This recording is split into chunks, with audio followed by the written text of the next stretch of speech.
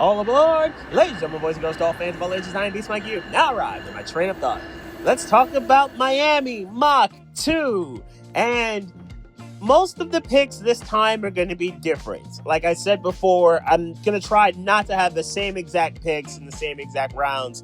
And we're going to go from there with these Dolphin mocks. And in this case, obviously, got some more information based off of the coaches that Miami has been able to hire and or retain. And I think if there's one thing we've learned here is that the defense could be some wide nine, could be some zone scheming, because Jeff Hafley is kind of more of a zone guy. As opposed to over the years, we've been used to so much man coverage from the Dolphins over the years and how bad this team has been against zone. It has annoyed me seeing them in zone coverage from time to time. And offensively, more Shanahan style, more West Coast style, the Bobby Slowick style that he ran with CJ Stroud in year one in Houston and some year two, obviously. But we've seen the difference of Stroud year one versus what Stroud has become since then. Did I draft a quarterback? We'll find out in the next few seconds. Let's talk about how this mock draft shook out. So with the 11th pick this time, it shook out exactly with the guy I think is the best player in this draft. That's Caleb Downs. And Caleb Downs in Alabama and most recently in Ohio State showed himself to be a spectacular player regardless of game, regardless of opponent. And he's the kind of safety that you can put anywhere and watch him work. If you want him in the box, bet he got you. If you want him in coverage against a tight end or receiver, bet he can do that. If you want him to blitz your quarterback, oh yeah, he can do that. And the guy I think of immediately, the first guy I thought of was Kyle Hamilton. Absolutely. Now, sure, people compared him to Eric Berry as well, and I think that works too, because Eric Berry had a spectacular career. Obviously, the diagnosis that he had kind of hampered it, but Eric Berry had a spectacular career when he was on the field. And I immediately thought of Kyle Hamilton when I think of Caleb Downs. And if you're telling me he's going to be on the board at 11, I got to take him. I got to have him. Give me Caleb Downs at the 11th pick. Now, the senior day, the Senior Bowl games and practices really help matters for the next couple of picks here. And Max Heinecker from left tackle from Arizona State is a high riser and could be as early of a late round 1 pick or early round 2 pick as your right tackle from ASU. And as I've said in social media, as I said last week, I want bullies off the bus. Not the Richie Incognito kind, even though Jonathan Martin was kind of soft. I want bullies off the bus, as in 4 or 5 dudes, offensively or defensively, that you come off the bus and you see that's the style we're going to be rolling with. Big, mean, angry, nasty cats that are ready to destroy everything that's in front of them. And Max Heinecker looks like the type of cat that is ready to destroy whatever's in front of him. A mauling right tackle. We need one of those just in case Austin Jackson is either not back or injured again. We need one of those. Again, I like Austin Jackson, but the injury issues are concerning. Now, yes, Max's footwork can improve. He could be a little bit better with that. But if you're telling me that he, who's coming from Nigeria, can be another foreigner, and Jordan Mailata, obviously Mailata coming from Australia, and how he didn't really play ball until late and then develop late, okay, we can work with this. Mailata has become one of the best left tackles in the game over the last few years, and if you're telling me Max can become one of the better right tackles, I can rock with this. I think we can roll with how this could go. So I dig that. I've also seen some comparisons a little bit to Andrew Thomas, which that works too. Obviously, Thomas had the injury issues, but that would also work, and I'd be perfectly okay with that. So if you're telling me he's one of those 2 really good left tackles, but on the right, it works for me. And now we're going to go to round number 3, and this is where Miami can kind of sort of go to work here when it comes to this round. We've got in round 3, 3 picks in a 15-pick span. Unfortunately, no comp picks because Anthony Weaver, who I thought was going to go to Baltimore, did not become a head coach. And instead, he did go to Baltimore as a defensive coordinator, which is good for him that he's able to go back to Baltimore, but unfortunately for Miami, not as head coach, so we don't get comps. Anyway, let's go to round 3. Let's talk about the receiver room and Ted Hurst, wide receiver from Georgia State. Now, we need receivers with size. We need some receivers that are kind of 50-50 ball guys. In other words, A.J. Browns without it being A.J. Brown. We need those types of dudes that can go get the ball and have the ability to have a great catch radius, regardless of who the quarterback is going to be. And when it comes to Hurst, his 6'4" frame, his big physical style of play works for me. And if you're telling me he can become Michael Gallup, because we've seen Gallup at his best in peak of powers over the last few years, several years in Dallas, where there wasn't a ball that Gallup couldn't get to if it was in his general vicinity, I'll take it. I will definitely take that. Now, obviously, we have a wide receiver 1 in Jalen Waddle. And if Hurst can become that wide receiver 2, that red zone type of threat, I'll take it. Because we haven't had one of those legitimate, other than Jonnu Smith, in a long time. And maybe some Greg Dulcich as well. Rutledge was the only pick that I was able to make in back-to-back weeks. And in the case of Rutledge, I mentioned it last week, that road grader, that big body type of dude that is somebody that we haven't really had on the offensive line in terms of like that road grader mauler type since Big Bob Hunt. Although Patrick Paul is real close to that. Patrick Paul is getting real close to that kind of road grader type.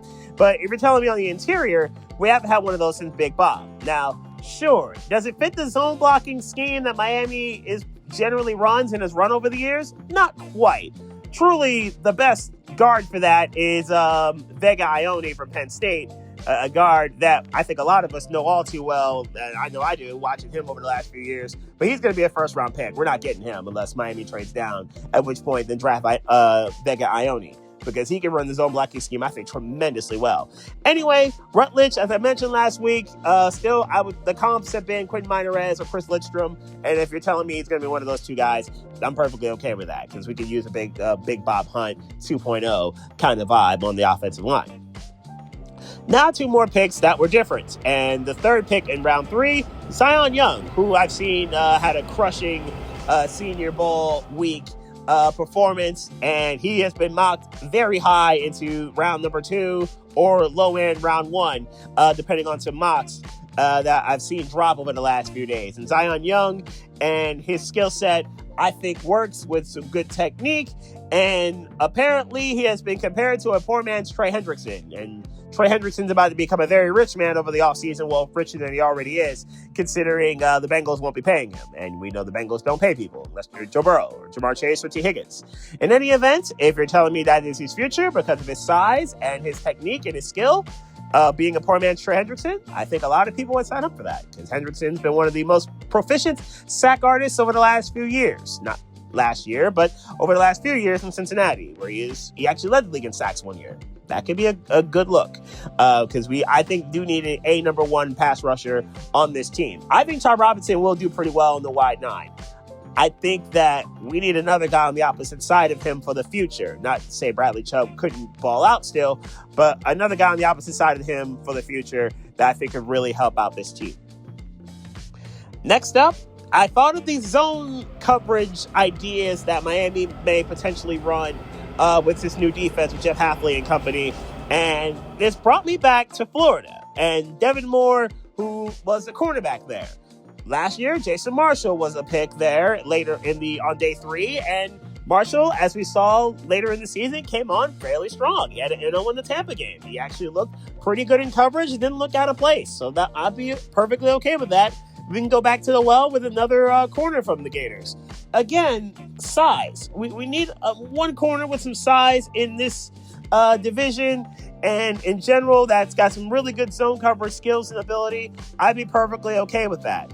And if you're telling me he's going to be Tariq Woolen 2.0, that works. He is the comp for that, considering Woolen's zone abilities. And as we saw in Woolen's rookie year, he was spectacular with a lot of NOs.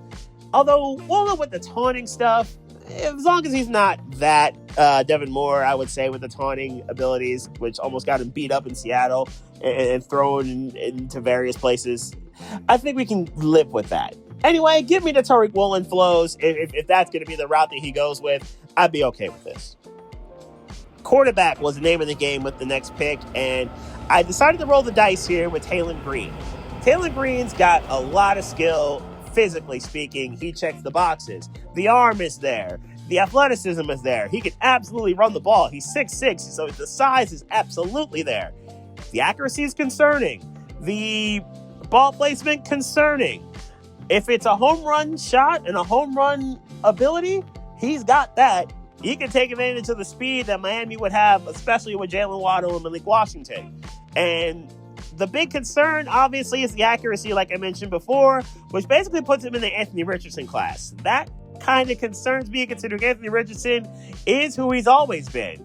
Very physically talented, very physically skilled, but the accuracy and the ability to actually play NFL quarterback is a bit bothersome.